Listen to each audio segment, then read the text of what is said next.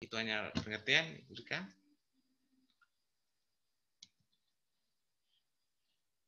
Ya. Mengembangkan pengembangan kemahasiswaan itu ada upaya didik yang dilakukan dengan penuh sadar, berencana, teratur, terarah, berkesinambungan dan bertanggung jawab untuk capai tujuan pendidikan nasional. Yang ketujuh, strategi pengembangan ya. Cara atau upaya tempatkan dan memanfaatkan potensi yang dimiliki perguruan tinggi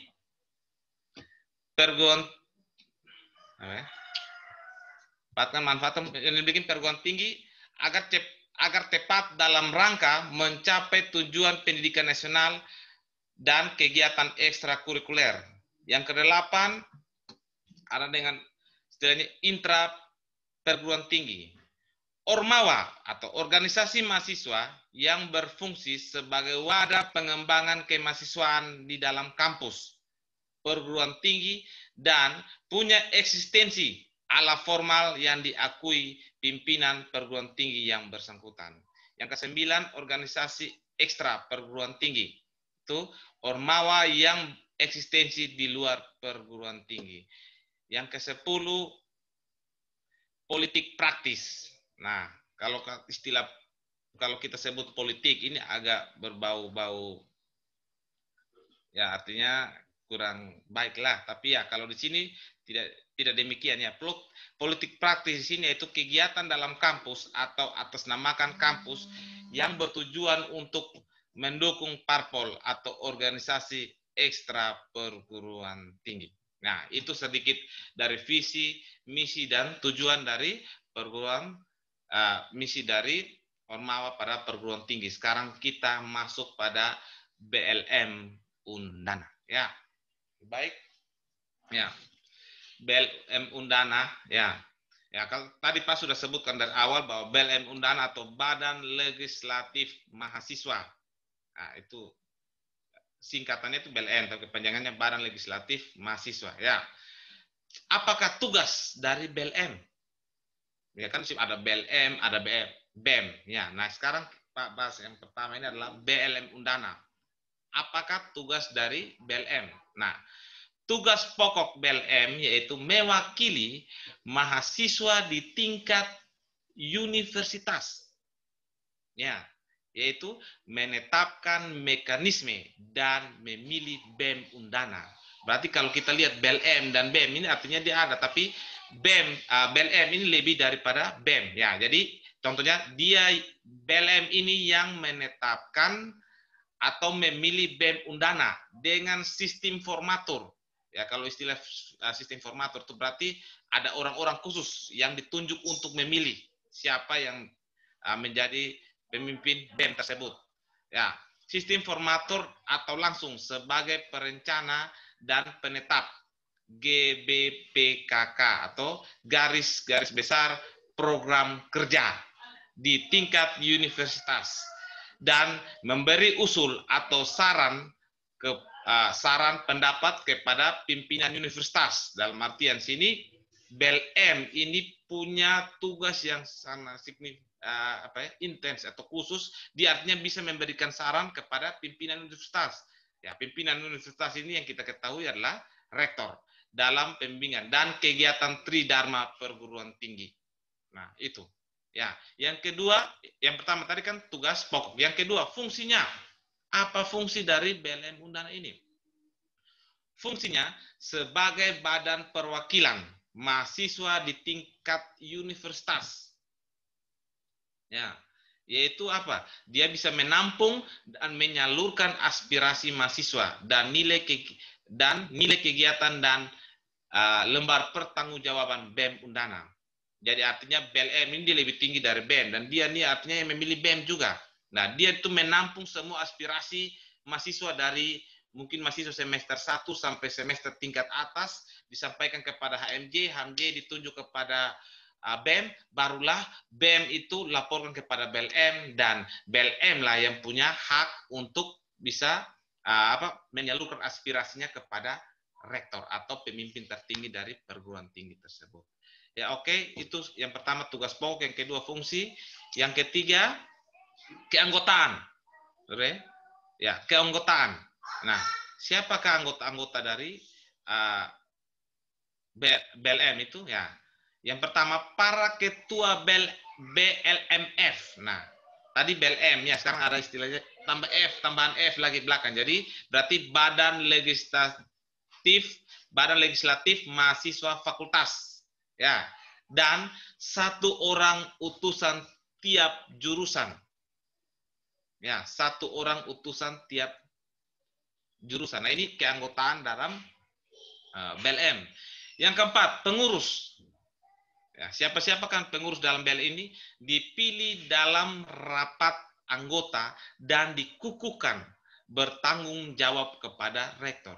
Jadi otomatis kalau seperti ini kan tidak bisa memilih saja atau adik-adik baru semester 1, oh kita pilih sebagai anggota BLM. Tidak seperti itu. Ya, tetapi harus adik-adik mungkin tingkat semester 3, 5, yang biasa dipilih yang banyak itu mungkin semester 5 dan 7. Artinya itu mungkin pengalaman dalam berolah kata atau ya atau berbicara itu sudah baik ya. Oke, yang kelima, masa kerja. Nah, dari BLM, BEM sampai ke tingkat BM dan BLM fakultas sampai ke HMJ itu masa kerjanya hanya 1 tahun. Tidak bisa bilang oh dia 2 periode, 3 periode, tidak bisa seperti itu. Cukup 1 tahun. Ya, mau dia ketua BLM maupun ketua BEM, jadi cukup 1 tahun. Ya, oke. Yang keenam, persidangan. Nah, persidangan, jadi bukan hanya sidang-sidang anggota dewan saya sidang, tetapi BLM dan BLM ini punya persidangan juga, yaitu rapat anggota, rapat pengurus, dan rapat komisi. Ya, oke, Berika.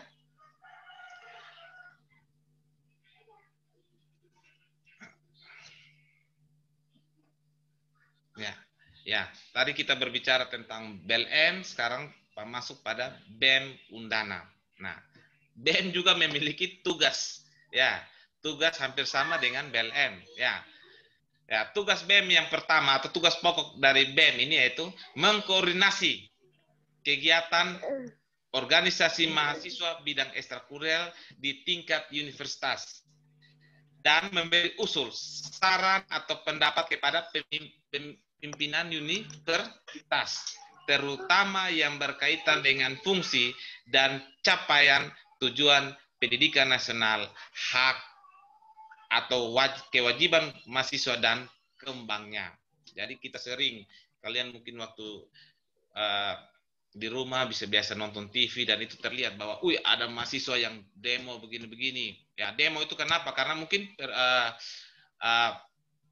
pimpinan dari universitas tersebut tidak mau memberikan mereka atau menanggapi mereka punya masukan, yaitu BEM dan BLM bertindak untuk bisa seperti itu. Jadi tapi Pak minta supaya adik-adik tidak zaman lagi untuk demo-demo ya. Jadi kita bisa pendekatan persuasif atau dari face to face, berbicara dari hati ke hati, tidak harus demo-demo ya. Oke, yang kedua fungsi dari BEM.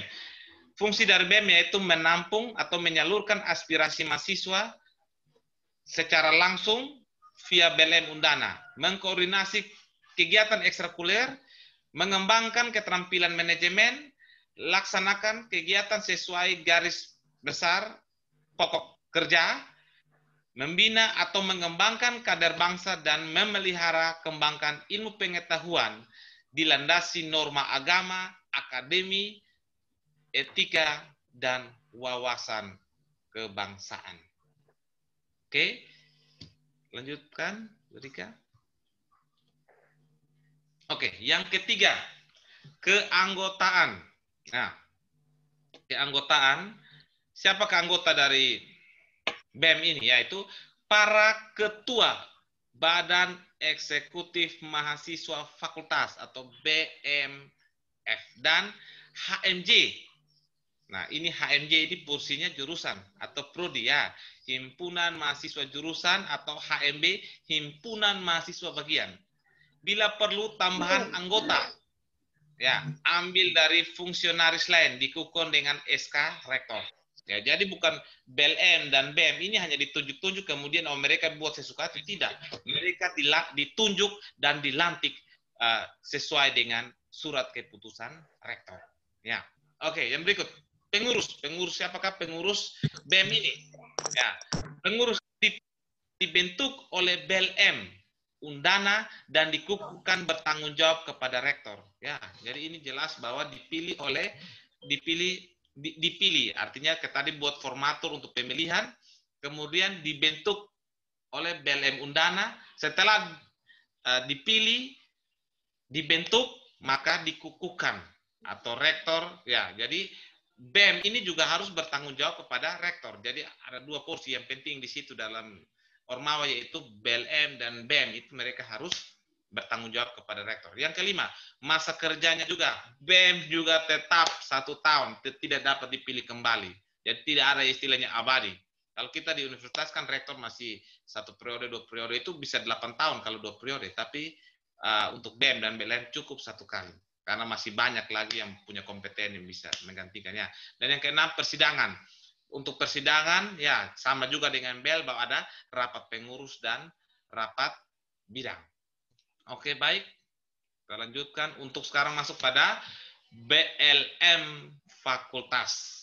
Ya, jadi tadi Pak sudah bahas tentang BLM dan BEM fakultas, perguruan tinggi. Sekarang kita masuk pada BLM fakultas. Nah, apa tugas dari BLM fakultas ini?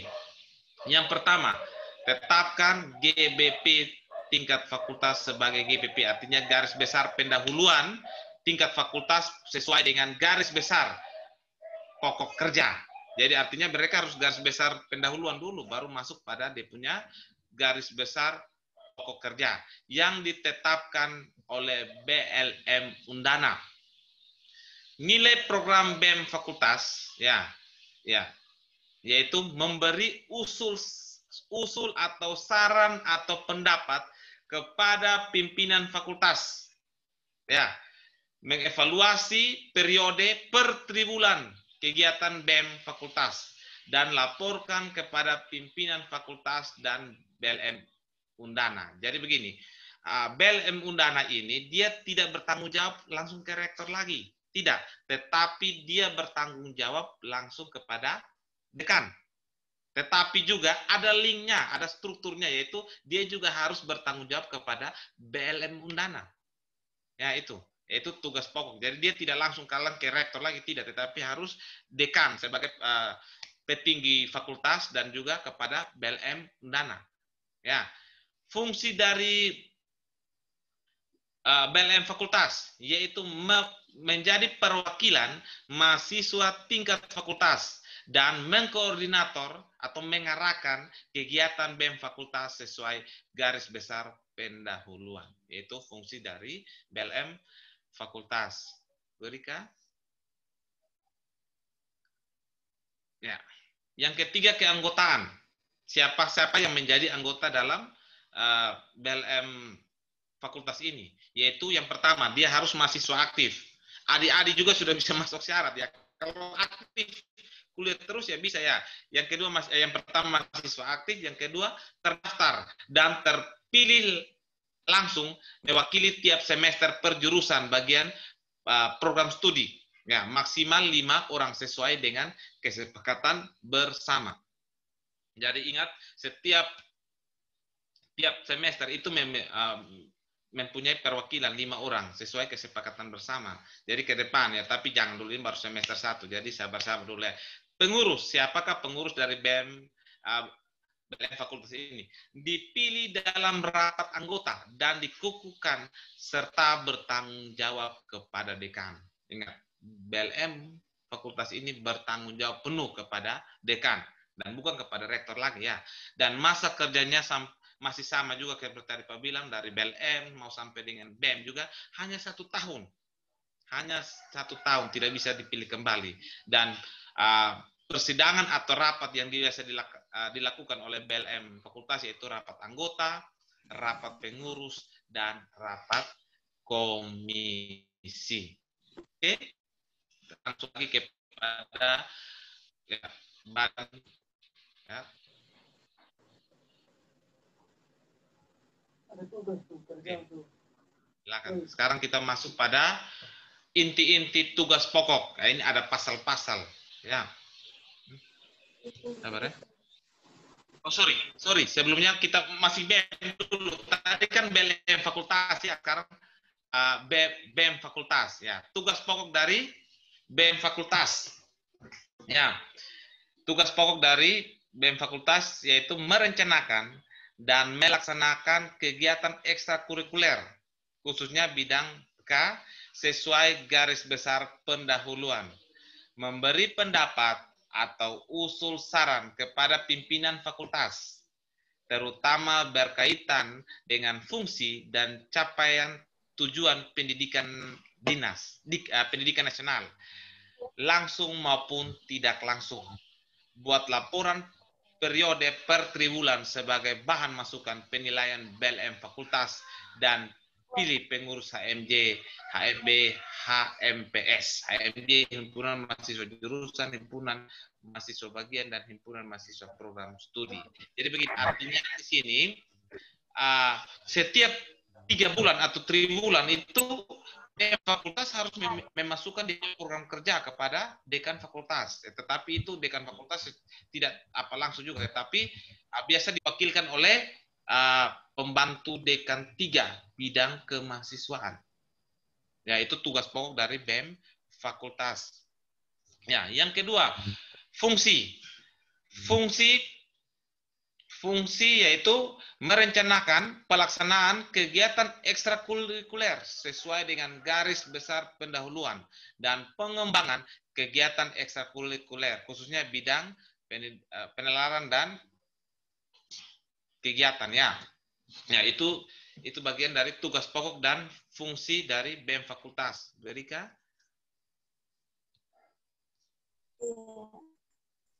Ya. Yang ketiga, siapakah keanggotaan dari BEM fakultas ini? Yaitu mahasiswa terdaftar dan aktif pada fakultas yang bersangkutan. Jadi bukan bilang adik-adik dong rajin kuliah, kemudian Senin sampai Jumat tetap di jurusan prodi, itu tidak bisa secara langsung dipilih, tetapi adik-adik dong rajin kuliah, aktif di jurusan, dan juga aktif pada fakultas. Jadi ada kegiatan-kegiatan apa dipanggil untuk rapat ikut. Nah, itu baru bisa menjadi anggota dari BEM fakultas ini. Yang keempat, pengurus. Nah, pengurus ini dipilih dan dibentuk oleh BLM fakultas. Ya, jadi BEM itu di bawah BLM ya. Jadi dipilih dan dibentuk oleh BLM fakultas. Ya. Sistem 5 orang formatur dari pengurus BLM fakultas atau sesuai kesepakatan dan dikukuhkan bertanggung jawab kepada dekan. Nah, jadi begini. BEM ini dipilih BEM ini dipilih secara formatur. Artinya begini, BLM memilih 5 orang yang punya wewenang untuk memilih siapa ketua dari BEM tersebut. Nah, setelah secara pemilihan secara formatur, kalau terpilih, barulah dilantik. Dilantik siapa? Siapa yang melantik? Yaitu dilantik oleh dekan. Dekan yang melantik ketua BEM tersebut. Ya. Masa kerja sama juga setiap 1 tahun ketua tidak dapat terpilih kembali. Dan yang keenam, persidangan yang dilakukan dalam BEM fakultas yaitu rapat pengurus dan rapat bidang. Nah, oke, baik, itu mungkin bagian-bagian yang penting dalam Ormawa, yaitu ada BLM, perguruan tinggi, BEM perguruan tinggi, BLM fakultas, dan BEM fakultas. Masuk pada inti-inti atau tugas-tugas pokok dari Badan Legislatif Mahasiswa Fakultas. Kita tidak usah berbicara legislatif mahasiswa fakultas. Ya, oke. Ini pasal-pasal penting yang ada dalam BLM fakultas ya. Yang pertama, pasal 12. Ya, ini ada beberapa pasal yang Pak ambil dan Pak harus dan wajib dijelaskan sini. Pasal 12 yang pertama, BLM atau Badan Legislatif Mahasiswa Fakultas atau UPT berkedudukan di tingkat fakultas dan merupakan kelengkapan non struktural pada fakultas. Jadi bukan bilang BLM ini dia dipilih, dia dilantik oleh dekan, jadi dia harus masuk, dia juga masuk dalam struktur organisasi dalam fakultas. Tidak, dia non struktural.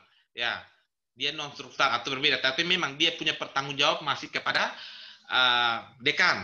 Ya, yang kedua, BLM fakultas mempunyai tugas pokok. Yang pertama, menetapkan garis-garis besar program pada tingkat fakultas atau UPT sesuai garis besar program kerja yang telah ditetapkan oleh BLM Perguruan Tinggi Undana. Ya, ini Pak tekankan di sini, sesuai garis besar program kerja yang telah ditetapkan oleh BLM, Badan Legislasi Perguruan Tinggi Undana. Yang kedua, menilai program dan menilai pelaksanaan program BEM UPT. Ya, menilai program dan menilai pelaksanaan program BEM UPT. Nah, yang ketiga, memberikan pendapat, usul dan saran kepada pimpinan fakultas atau kepala unit pelaksana tugas. Ya, jadi artinya begini, mereka harus program kerja. Jadi nanti ke depan adik-adik dong setelah ini dulu ya mungkin Pak tidak tahu lagi kalau sekarang dengan keadaan pandemi corona sekarang. Kalau lalu itu ada namanya KKM, kegiatan kema mahasiswa. Itu adik-adik itu semua diarahkan ke daerah. Ya, jadi mungkin kalau dulu waktu itu pengalaman Pak juga waktu itu kita ke Amfoang, yaitu belum tenar-tenarnya nama Gunung Fatuleu itu belum tenar-tenar, tapi kita ke sana waktu kegiatan KKM. Minta maaf juga, Pak sekali ingatkan Pak, kenapa Pak yang ambil materi tentang organisasi mahasiswa, karena dulu Pak juga merupakan alumni atau anggota dari Badan Legislatif Mahasiswa Fakultas. Ya, oke. Yang berikut.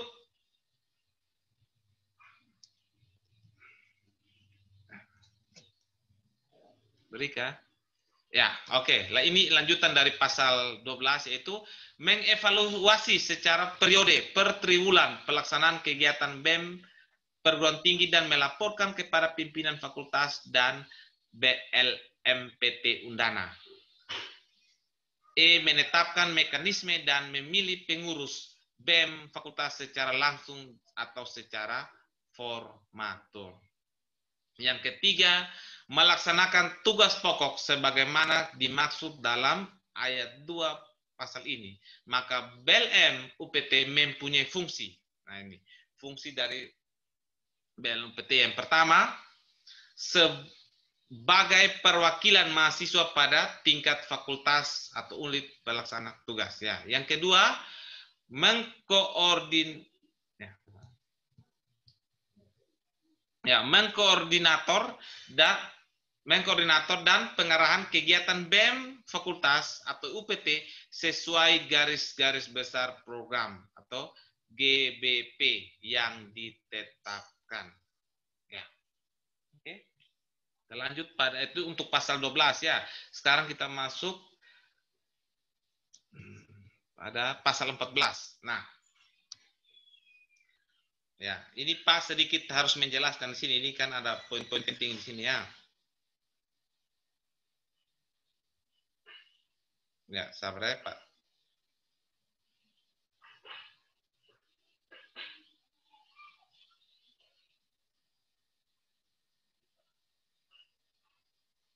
Ya. Persidangan dari tadi kan Pak sudah menjelaskan tentang rapat anggota, rapat pengurus, dan rapat komisi. Pasti adik-adik bertanya, apa itu rapat anggota, rapat pengurus, komisi? Ya, baik. Rapat anggota ini, ya, rapat anggota ini berfungsi atau bertugas untuk yang pertama, menetapkan garis-garis besar program. Ya, ini untuk rapat anggota ya. Yang kedua, menetapkan tata kerja kepengurusan Badan Legislatif Mahasiswa Fakultas. Yang ketiga, menilai laporan pertanggungjawaban pengurus. Dan yang keempat, memilih pengurus secara langsung atau melalui formatur. Ya, ini jadi tugas dari rapat anggota ini. Ya, yang kedua, rapat pengurus. Ya, rapat pengurus. Apa-apa yang dirapatkan dalam rapat pengurus ini? Yang pertama, menetapkan berbagai masukan pokok pengembangan di bidang ekstrakurikuler di tingkat fakultas berdasarkan GBPKK yang telah ditetapkan. Ya, yang kedua, menetapkan mekanisme kerja dan kebijakan-kebijakan pokok bagi BEM fakultas atau UPT, HMJ maupun HMB. Ya.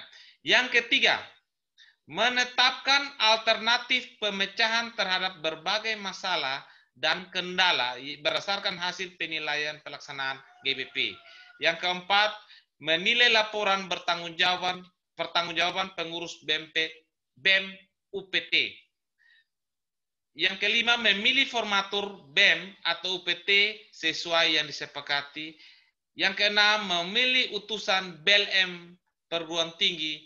Dan yang ketujuh, rapat pengurus dipimpin oleh ketua. Itu untuk rapat pengurus. Dan yang terakhir, untuk rapat komisi. Ya. Ya. Rapat komisi ini, apa fungsi dan tugas dari rapat komisi ini?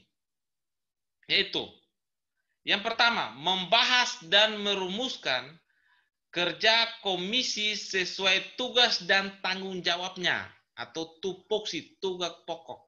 Ya, ya. Yang kedua, melaksanakan tugas-tugas lain yang dibebankan kepada komisi. Yang ketiga, rapat komisi berlangsung berlangsung atas panggilan ketua atau permintaan minimal 2 atau 3 dari jumlah anggota komisi. Dan yang keempat, rapat komisi dipimpin oleh ketua komisi. Ya, itu untuk tugas dari Badan Legislatif Mahasiswa ya untuk pasal 14. Sekarang kita masuk pada pasal 15. Ya. Masuk pada pasal 15 ya. Ya. Nah. Oke, baik. Pasal 15 ini. Yang pertama, Badan Eksekutif Mahasiswa Fakultas atau UPT, BEM UPT berkedudukan di tingkat fakultas dan merupakan kelengkapan non-struktural pada fakultas atau UPT. Yang kedua, BEM UPT mempunyai tugas-tugas pokok. Yang pertama, merencanakan kegiatan per triwulan, memberikan pendapat, ya, memberikan pendapat kepada pembantu dekan 3 bidang kemahasiswaan dan membuat laporan kegiatan yang awal kegiatan sampai dengan akhir kegiatan atau LPJ dan memilih pengurus HMJ. Oke, sambungannya. Oh ya, tidak. Yang berikut masuk pada pasal berikut, pasal 16 ya, tidak salah. Ya, pasal 16. Keanggotaan BEM adalah mahasiswa aktif dan selalu mengikuti kegiatan di mahasiswa. Kepengurusan BEM UPT terdiri dari ketua, sekretaris, bendahara, dan pengurus lainnya. Yang ketiga, kepengurusan BEM atau UPT dipilih dalam rapat pengurus BEM fakultas dengan sistem pemilihan formatur ataupun yang disepakati. Yang keempat, formatur terdiri atas 5 orang yang dipilih dari format pengurus BLM fakultas. Yang kelima, pengurus BEM UPT ditetapkan dengan surat keputusan dekan. Yang keenam, masa kerja kepengurusan BEM hanya selama 1 tahun. Yang ketujuh, pergantian pengurus harus disertai dengan surat terima yang selengkap-lengkapnya. Ya. Ya, Nurika, ya.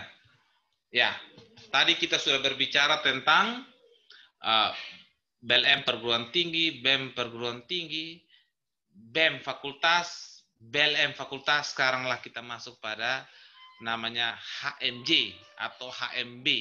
Ya, kalau kita di di pendidikan ekonomi bisa biasa diistilahkan dengan HMJ ya, tapi untuk mungkin ada program studi lainnya mungkin disebut dengan Himpunan Mahasiswa Bagian atau HMB ya. Ini adalah tugas pokok dari Himpunan Mahasiswa Jurusan atau HMJ ya. Ini yang harus adik-adik dong pahami nanti ke depan setelah menjadi mahasiswa semester 3, 5 mungkin ada yang bergabung jadi anggota HMJ. Inilah perlu diperhatikan. Yang pertama, HMJ berkedudukan di tingkat jurusan atau bagian dan merupakan kelengkapan non struktural pada jurusan atau bagian. Jadi seperti tadi saya bilang, bukan BEM itu dilantik oleh dekan jadi dia masuk dalam struktural, tidak. Dia tetap dilantik oleh dekan, tetapi dia hanya bertanggung jawab pada dekan. Sama juga dengan HMJ ini ya. Yang kedua, HMJ mempunyai tugas pokok. Yang pertama, menyelenggarakan kegiatan ekstrakurikuler yang bersifat penalaran dan keilmuan sesuai dengan program pada jurusan atau bagian yang tidak bertentangan dengan kegiatan yang telah ditentukan oleh BEM fakultas. B. Membuat laporan secara periodik per triwulan sebagai bahan masukan penilaian bagi BEM fakultas. Jadi begini, tugas dari ketua HMJ itu harus memikirkan kegiatan-kegiatan ekstrakurikuler apa yang akan dilakukan pada dalam jurusan tersebut, dan itu wajib dilaporkan kepada ketua jurusan. Ya, wajib dilaporkan kepada ketua jurusan. Kira-kira ya dia punya program itu ketua jurusan setuju. Kalau setuju ya tetap dijalankan. Contohnya mungkin dalam keadaan pandemik sekarang ya kita tidak ada kegiatan sama sekali. Semua memakai via Zoom atau daringnya, tidak ada bilang tatap muka face to face, tidak ada lagi. Jadi kalau yang lalu-lalu seperti tahun lalu kita ada kegiatan pengunjungan kepada panti asuhan, atau kita ada membantu dosen untuk pengabdian pada masyarakat. Kemudian kita waktu yang tahun lalu kita ke Rote, itu ya pendidikan ekonomi bulan Oktober itu, ya bulan Oktober kita satu jurusan ke Rote, semua dosen ikut. Kita selama 3 hari nginap lagi di rumah jabatan, nginap di rumah jabatan Bupati Rote. Mungkin ada yang Rote sini, waktu itu kita ke sana, ya dapat semua fasilitas. Kita makan, kita punya bahan-bahan yang kita bawa hanya telur, mie, kita tidak masak itu. Kita diberikan oleh Bupati Ibu Haning itu 2 ekor sapi. Selama kegiatan 3 hari itu kita makan daging full. Nah, itu adalah kegiatan ekstrakurikuler dari jurusannya. Yang ketiga, kegiatan HMJ mempunyai fungsi perencanaan dan pelaksanaan kegiatan ekstrakurikuler yang bersifat penalaran dan keilmuan tingkat jurusan. Oke, yang selanjutnya, ya ini pasal 19. Ya, keanggotaan HMJ terdiri dari mahasiswa yang terdaftar aktif dan mengikuti kegiatan di jurusan atau bagian. Ya, jadi tidak ada adik-adik nanti semester 3, 5, artinya adik-adik dong mengikuti kegiatan. Jadi ada undangan dari ketua HMJ, ikut saja. Itu otomatis adik-adik terpilih jadi anggota HMJ. Ya. Yang kedua, kepengurusan HMJ terdiri dari ketua merangkap anggota. Jadi ingat ya, kepengurusan HMJ terdiri dari ketua merangkap anggota, sekretaris juga merupakan anggota, bendahara juga merangkap anggota, dan pengurus lain terbagi dalam seksi kepengurusan. Tiap seksi terdiri dari ketua, sekretaris, dan anggota. Jadi itu ada seksi komunikasi, seksi keamanan, seksi dokumentasi, ya, seksi keuangan. Jadi ada banyak seksi-seksi. Ya, bukan seksi sekali ya, tapi ini seksi-seksi. Ya, tapi itu juga ada seksi ketua keamanan, ketua komunikasi, ketua dokumentasi, itu semua ada. Ya, yang ketiga, pengurusan HMJ dipilih oleh BEM fakultas. Ingat ini, kepengurusan HMJ dipilih oleh BEM fakultas dengan sistem penilaian formatur. Jadi ya, BEM, ketua BEM fakultas menentukan 5 orang untuk memilih ketua HMJ. Ya, jadi ya silakan siapa yang terpilih ya. Mungkin ketua BEM merasa dia sering ikut kegiatan dan dia vokalnya bagus, dia punya pengalaman bagus, ya biasa bisa terpilih.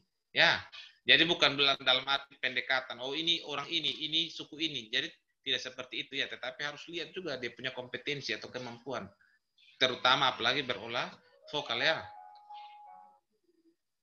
Oke, baik, selanjutnya ini 1, 2, 3 yang berikut kelanjutan.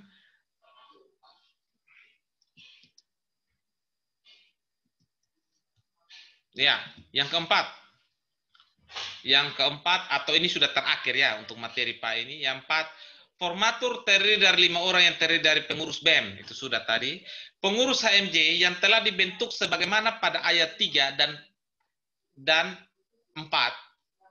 Pasal 4 ini disahkan oleh ketua jurusan atau kepala bagian atas nama dekan fakultas. Tadi Pak tidak sebutkan ada ayat berapa, pasal berapa, karena terlalu banyak. Dan itu juga bukan porsinya Pak ya. Ya, jadi disahkan oleh ketua jurusan. Jadi pengurus HMJ itu harus mengetahui ketua jurusan atau kepala bagian atas nama dekan fakultas. Tetapi kalau namanya HMJ berarti dia bertanggung jawab kepada ketua jurusan. Yang keenam, masa kepengurusan HMJ juga hanya 1 tahun, tidak dapat dipilih kembali untuk kepengurusan berikutnya. Yang ketujuh, pergantian pengurus harus disertai dengan serah terima yang selengkap-lengkapnya. Jadi contoh ini tahun si A dia menjabat sampai dengan tahun depan. Nah, setelah dia itu jangan sampai dia bilang, saya mau menjabat 2 kali, tidak bisa. Dan waktu kalau dia mau berhenti juga harus ada dia punya dokumen, semua surat-surat itu baru bisa serah terima pergantian. Jadi tidak ada, sudah dia tidak ada lagi kita ganti, tidak bisa seperti itu. Ya, jadi BEM HMJ ini juga ketat ya sistemnya. Oke, dan yang ke-8 yaitu dalam melaksanakan tugas pokok dan fungsinya, pengurus HMJ bertanggung jawab kepada ketua dekan melalui ketua jurusan. Oke, dan yang terakhir atau penutup, ya, penutup, ya, agar mencapai tujuan pendidikan nasional perlu dukungan dana, prasarana, sarana, atau fasilitas memadai, dan pengelolaan organisasi mahasiswa yang profesional. Dalam artian harus kompeten, konsisten, konsekuen, dan persisten sesuai prinsip good governance. Yaitu good governance itu yang dicanangkan oleh presiden kita, bahwa betul-betul harus bersih. Negara harus punya manajemen yang baik. Perguruan tinggi harus punya manajemen yang baik, terbebas dari korupsi ataupun hal-hal negatif. Dan juga harus memiliki akuntabilitas, transparan, kesetaraan, dan tertib hukum. Dengan tetap hargai keragaman suku maupun budaya dan agama. Oke, baik. Itu sedikit materi yang Pak sudah sampaikan. Untuk Ibu Erika, saya buka sesi tanya jawab ke Ibu. Ya, mungkin ada adik-adik yang ya. Oke, baik. Silakan. Bagi yang mau bertanya, silakan mungkin bisa mengklik tombol reaction itu dan Natalia ya, ada 2 orang. Berapa menit? Natalia Kristiana Anu. Orang yang bertanya, Pak. Iya, ada 2 orang, Natalia Kristiana Anu dengan Jeniza Alfa. Gantian, Ibu persilahkan terlebih dahulu kepada Natalia. Ya, satu-satu Ibu saya menjawab. Artinya kayak dia tanya langsung saya jawab gitu saja. Iya, oke Bapak. Iya, gantian. Iya, siap. Natalia terlebih dahulu. Oke, baik. Ya. Baik. Silakan Natalia. Natalia masuk. Yang lain di-unmute gantian nanti. Selamat pagi, Pak. Perkenalkan, nama lengkap saya Natalia Kristiana Anu. Saya asal dari Manggarai dan saya dari kelas B. Saya ingin bertanya, apa sanksi yang diberikan ketika ada pengurus atau anggota suatu organisasi, baik itu BM dan BLM melakukan kesalahan? Terima kasih.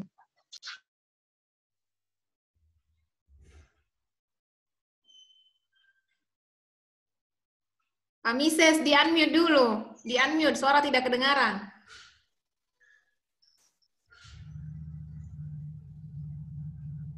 Ya, terima kasih Natalia Kristiani atas pertanyaannya. Bagus ya. Jadi, sanksi yang diberikan oleh perguruan tinggi bagi anggota BEM, BLM maupun yang melanggar, yaitu mereka sudah ada aturannya, itu dituangkan dalam aturan dari Ormawa tersebut. Tapi yang Pak ketahui bahwa mereka sanksi yang keras kalau memang sudah melanggar etika dari Ormawa tersebut, mereka bisa mendapatkan sanksi akademik.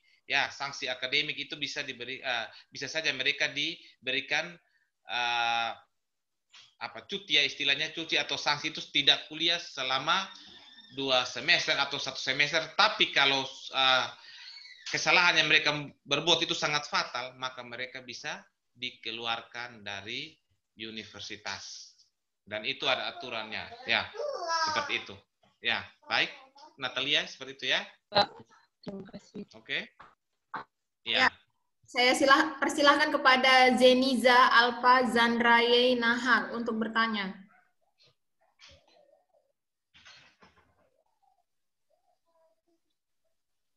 Ya, silakan.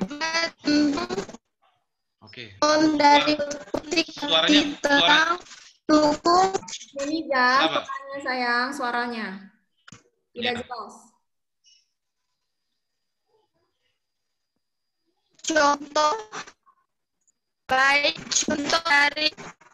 politik seperti dalam mendukung partai politik atau gagasan. Aduh, minta maaf, Ibu, saya tidak dengar. Ya, coba Zeniza, ulangi. Apa kamu bilang? Ulangi, coba Zeniza.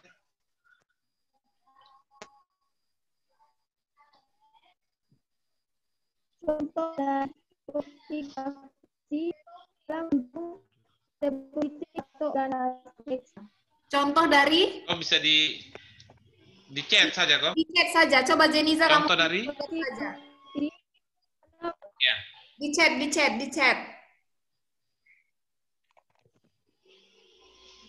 Di chat kamu klik. Apa pertanyaan kamu?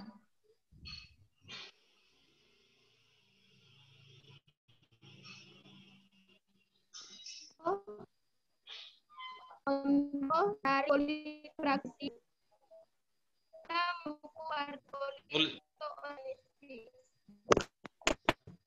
Politik apa nih? Aduh, suara tidak dengar. Jenny, coba kamu klik bagian chat, terus kamu ketik apa pertanyaan kamu. Suara kamu tidak jelas. Ya, tidak jelas. Politik.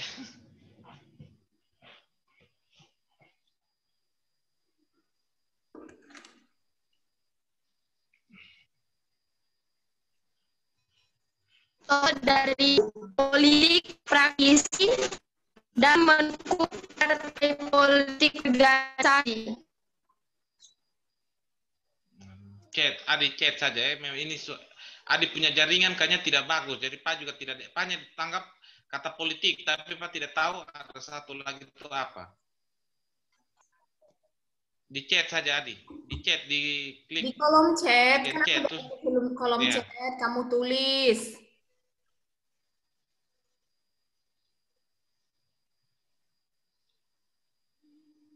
Oke, kita ke pertanyaan ke penanya yang lain. Siapa lagi yang mau bertanya? Ya, Ibu siapa? Ya.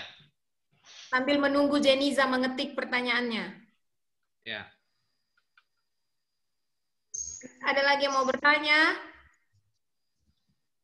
Saya, Bu. Atas nama? Saya, Ibu. Ya, gantian atas nama.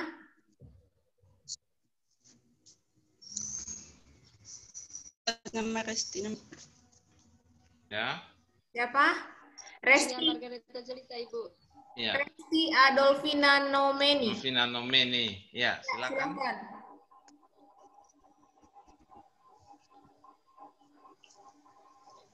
Ya. Perkenalan, nama saya Resti Nomeni. Saya dari Prodi Pendidikan Ekonomi. Saya berasal dari Kabupaten Timur Tengah Selatan. Dan saya menunjukkan pertanyaan.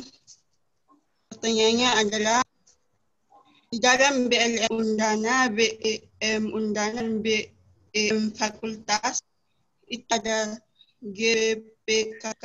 Bagaimana hubungan kerjanya dengan GBKK? Oh ya, baik. Jadi begini. Ada BLM perguruan tinggi, ada BEM perguruan tinggi, dan juga ada BEM fakultas dan BLM fakultas. Jadi begini, semua garis GBPKK itu garis besar program kerja itu diatur oleh BLM perguruan tinggi, dan juga ada perwakilan dari BEM fakultas maupun BLM fakultas. Jadi mereka lah yang menentukan, garis besar program kerja, dan hal-hal tersebut itu baru didiskusikan. Didiskusikan. Jadi tidak hanya bilang BLM fakultas dan BEM fakultas secara langsung program kerja, tidak. Semuanya harus dikhususkan untuk program kerja tersebut.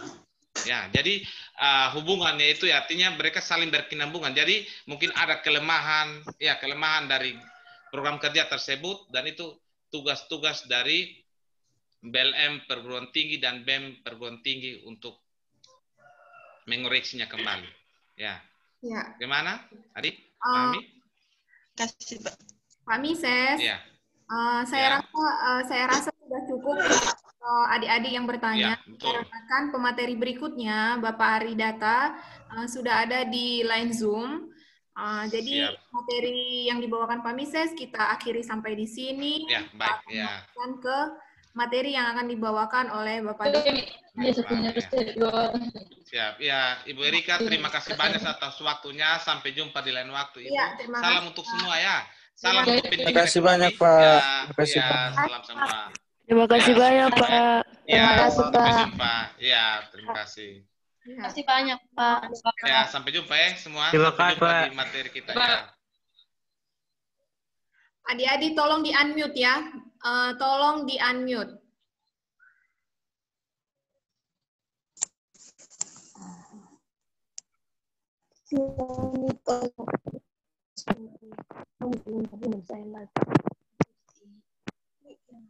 Ya, sebentar.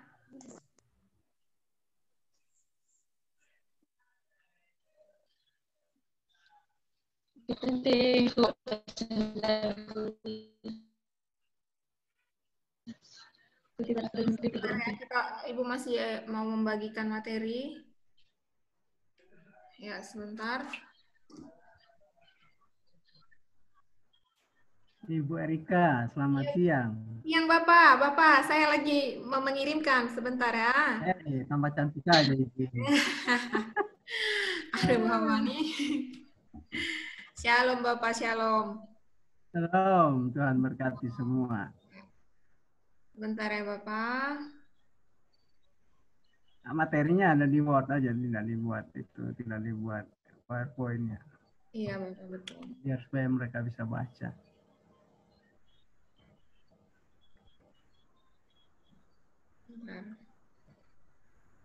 Iya, ini kenapa sepertinya ada sedikit masalah Bapak. Saya tidak bisa share screen. Bentar. Begitu. Ya. Itu materinya ada di Word. Jadi kalau bisa nanti dikirim ke grupnya mereka aja Bu, supaya mereka bisa baca. Karena tujuan saya itu bukan hanya untuk saat ini saja, tetapi selama mereka mengikuti studi di Undana itu, makanya saya tidak buat di PowerPoint. Nanti di grup aja Bu. Iya, saya sudah. Ya. Saya sudah kirim ke grup. Sebentar Bapak sini. Ya, supaya mereka bisa baca. Ya, sebentar.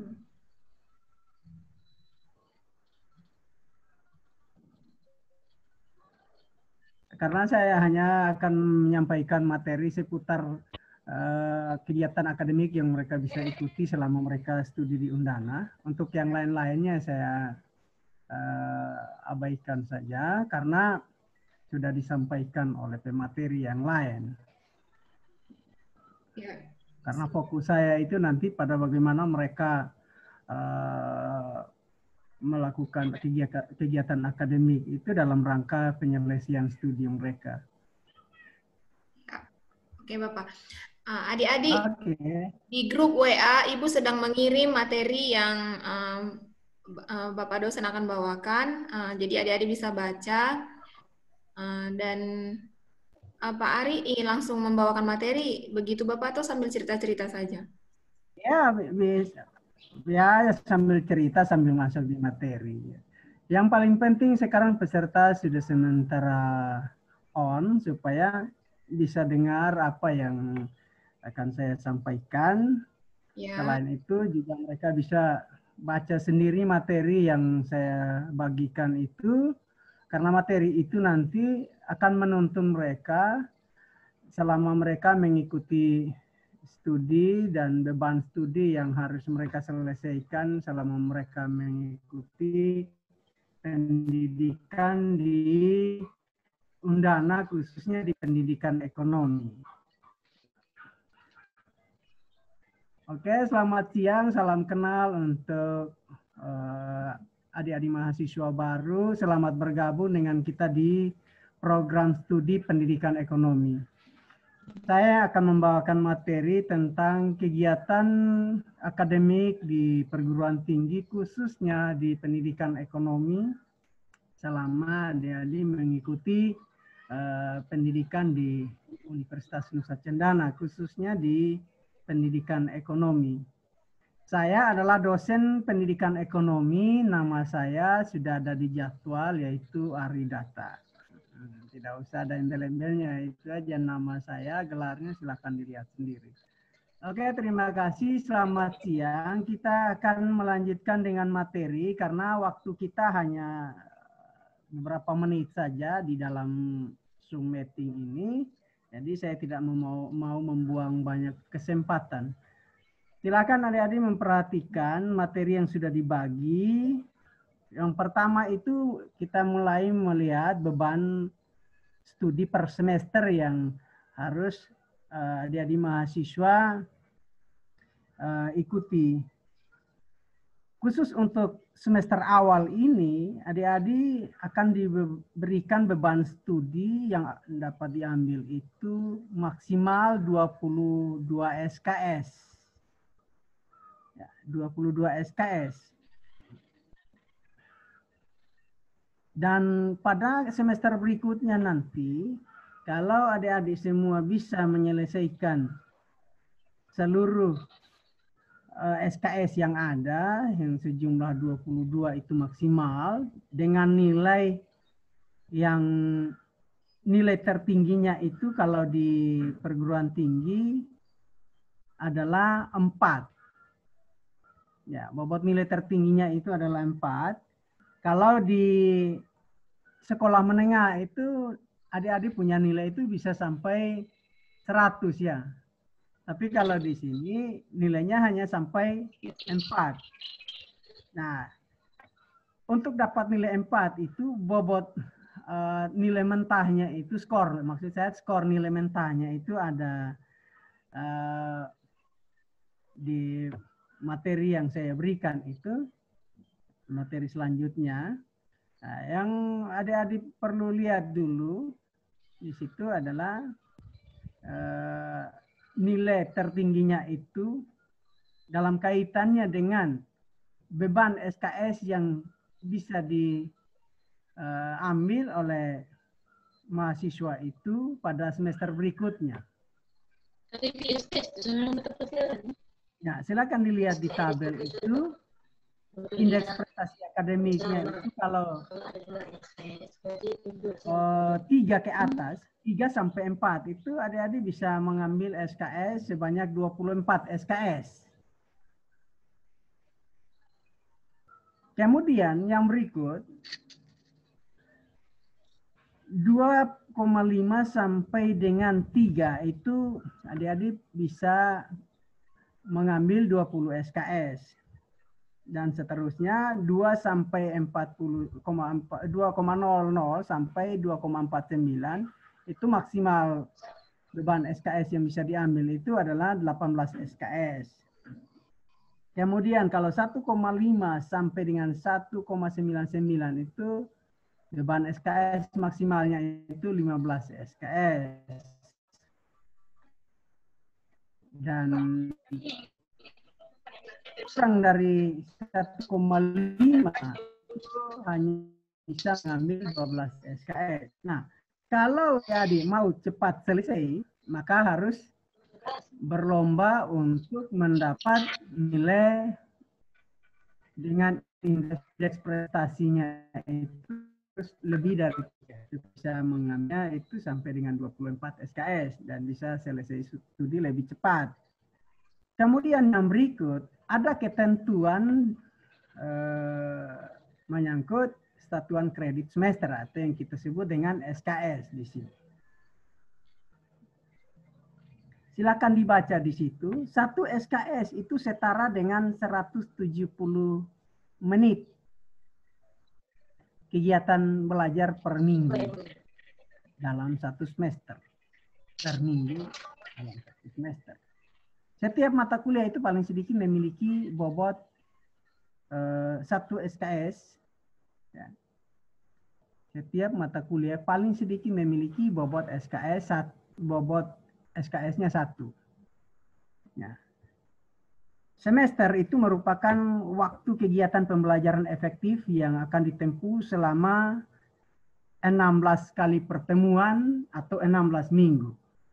Karena pertemuan yang idealnya itu 1 minggu itu 1 kali.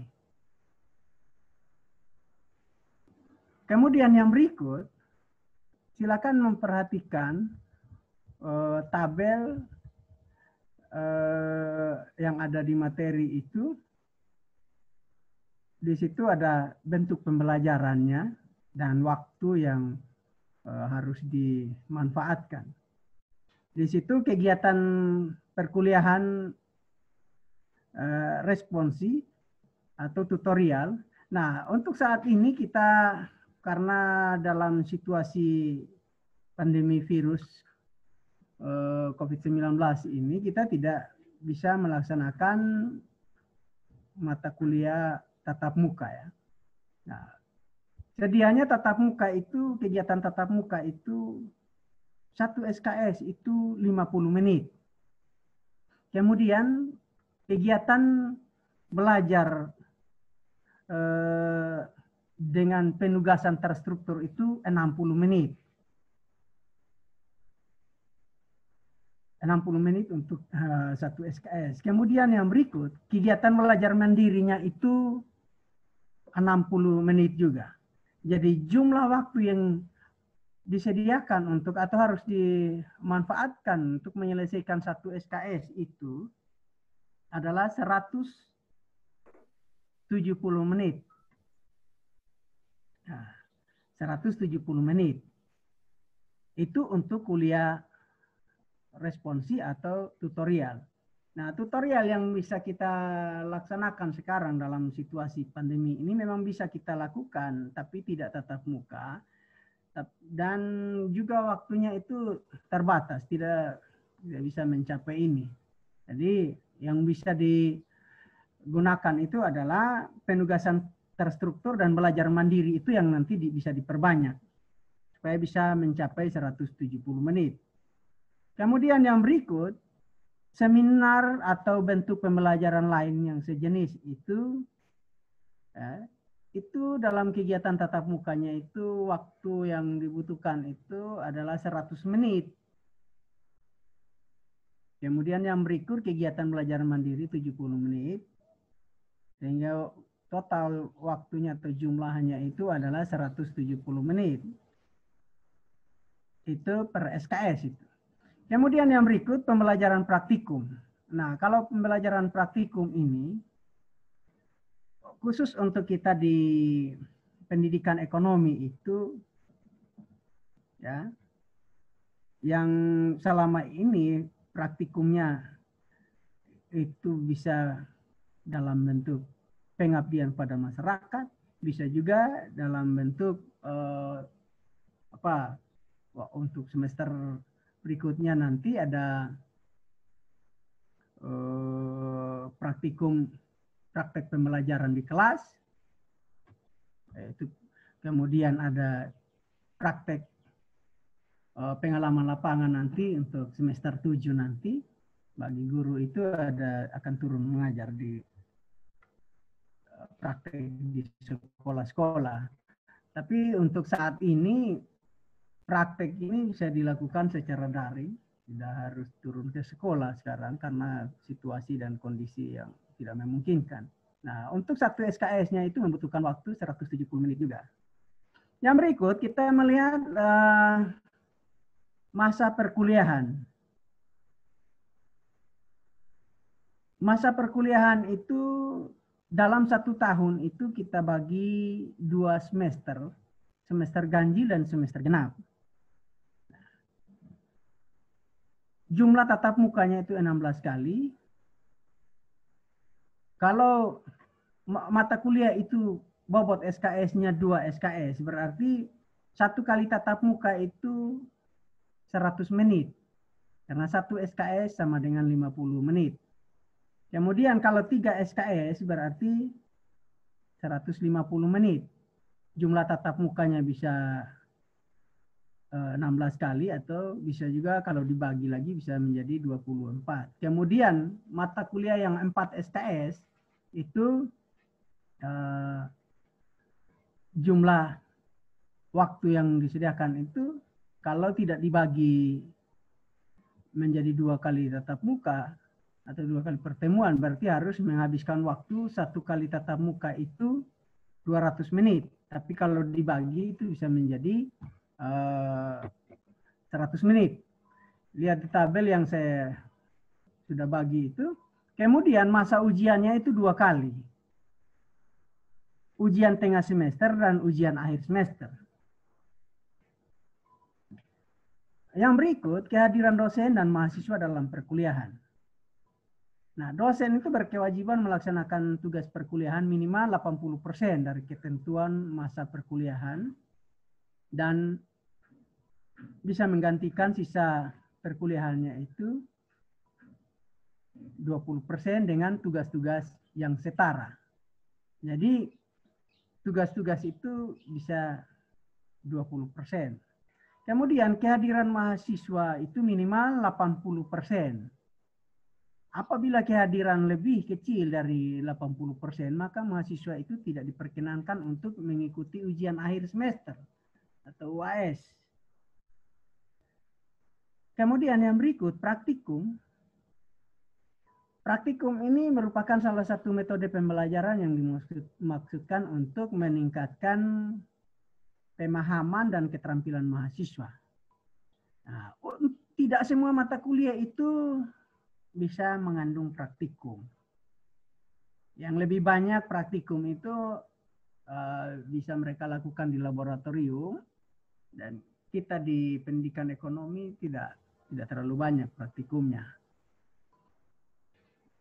Kecuali mereka yang di IPA, ilmu eksakta itu mereka lebih banyak di laboratorium dan melakukan praktikum. Kemudian yang berikut tata tertib mengikuti perkuliahan. Mahasiswa wajib hadir 15 menit sebelum perkuliahan dimulai. Berpakaian rapi, sopan, bersepatu, dan tidak berkaos oblong. Dan ketentuan lain yang disepakati di awal perkuliahan. Ada kalau kita di pendidikan ekonomi khususnya dan umumnya di Fakultas Keguruan dan Ilmu Pendidikan itu, mahasiswa itu harus menggunakan rok. Kalau untuk perempuan, dan tidak menggunakan celana panjang. Ya. Yang tidak boleh digunakan itu celana panjang, bukan celana. Celana itu kan ada macam-macam, ada celana pendek. Tapi kalau celana pendek kan harus dibungkus dengan rok lagi kan, gitu. Tapi celana panjang tidak boleh.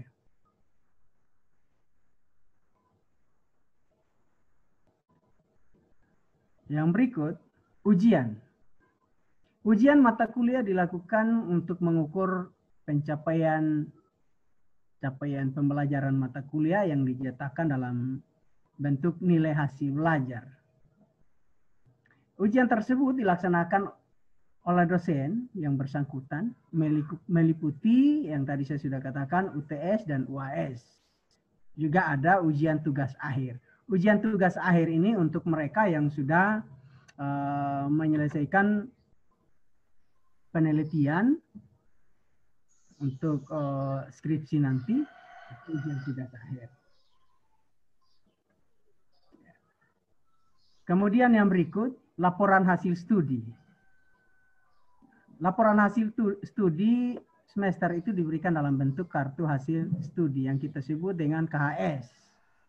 Yang mencantumkan nilai setiap mata kuliah, indeks prestasi semester, kemudian indeks prestasi kumulatif. Nah, yang dijadikan acuan untuk memprogramkan mata kuliah pada semester selanjutnya itu yang digunakan sebagai acuan di sini adalah indeks prestasi kumulatifnya.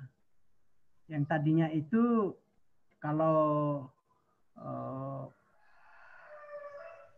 IPK-nya lebih dari 3, itu bisa mengambil beban SKS maksimal 24. Kemudian yang berikut, bagi mereka yang mahasiswa yang peringkat akademiknya itu ada di bawah, itu IPK-nya kecil di bawah, itu nanti ada peringatan oleh ketua program studi juga oleh biro akademik. Datang sendiri, Kim 2 saat Ocha juga ada kuliah nih, saat menghadap laptop ini apa? Untuk memperbaiki prestasinya di semester berikut.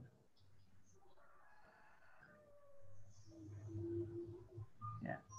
Untuk saat ini beban SKS yang akan beban SKS seluruhnya yang harus diselesaikan oleh mahasiswa program jenjang S1 itu sebanyak 144 SKS. Yang berikut sistem penilaian. Sistem penilaian kita mulai di situ ada prinsip dan teknik penilaian yang harus diikuti. Penilaian itu dilaksanakan pada prinsip-prinsip edukatif, otentik, objektif, akuntabel, dan transparan. Jadi dalam penilaian ini kita menganut prinsip harus otentik, objektif, dan akuntabel dan transparan. Jadi jangan khawatir bahwa dosen itu akan melakukan penilaian yang sifatnya subjektif atau pilih-pilih kasih. Kita di pendidikan ekonomi tidak ada yang begitu. Karena penilaian itu kita sudah sepakati sejak tatap muka pertama itu ada kontrak-kontrak studi yang kita harus sepakati, antara lain itu menyangkut penilaian. Jadi mahasiswa itu kalau memang benar-benar dia mengikuti perkuliahan dan memperoleh nilai yang baik, ya kita akan memberikan nilai yang baik. Dan perlu diingat bahwa dalam penilaian ini ada dua kelompok penilaian. Penilaian soft skill yang menyangkut sikap, karakter, dan seterusnya. Itu juga akan dikenakan pada mahasiswa. Jadi kalau Pak mahasiswa itu berperilakunya baik, ya, terus punya karakter yang baik, ya nilai soft skill-nya pasti akan baik. Karena penilaian itu tidak hanya kognitifnya saja. Sikap dan perilaku itu harus dinilai. Yang berikut, penilaian penugasan, pengetahuan, keterampilan umum, dan keterampilan khusus itu dilakukan dengan memilih salah satu kombinasi dari berbagai teknik instrumen penilaian.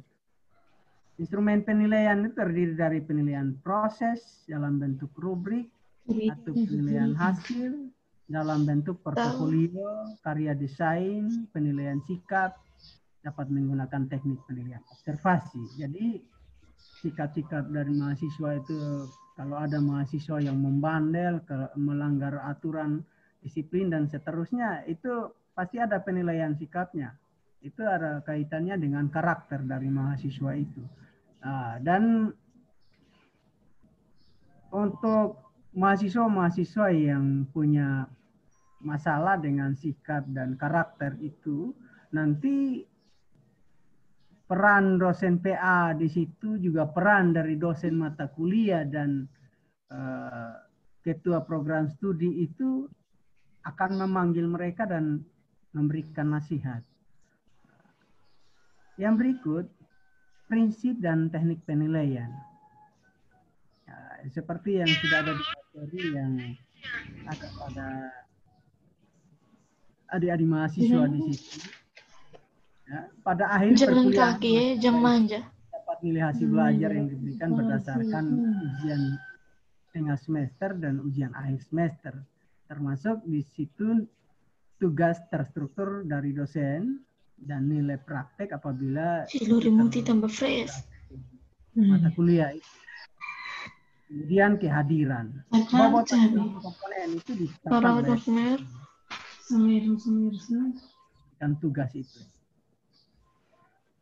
Kriterianya, ya, kriteria penilaian, silakan lihat pada tabel itu. Ya, tingkat di situ ada tingkat penguasaan, kemudian nilai, bobot, dan kualifikasi.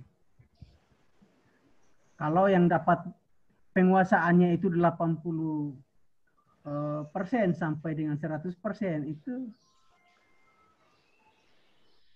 akan diberikan nilai A. A itu sudah sangat baik. Dan yang paling jeleknya itu penguasaannya di bawah 50% diberikan nilai E dan bobotnya itu kosong atau gagal. Misalkan adik-adik mahasiswa jangan sampai berada di bawah, ya, di bawah dari penguasaan 65% ke bawah itu usahakan jangan ada di situ. Usahakan ada pada 65 sampai dengan 100 itu supaya bisa lulus. Sebab kalau sudah di bawah 65 itu untuk saat ini tidak lulus.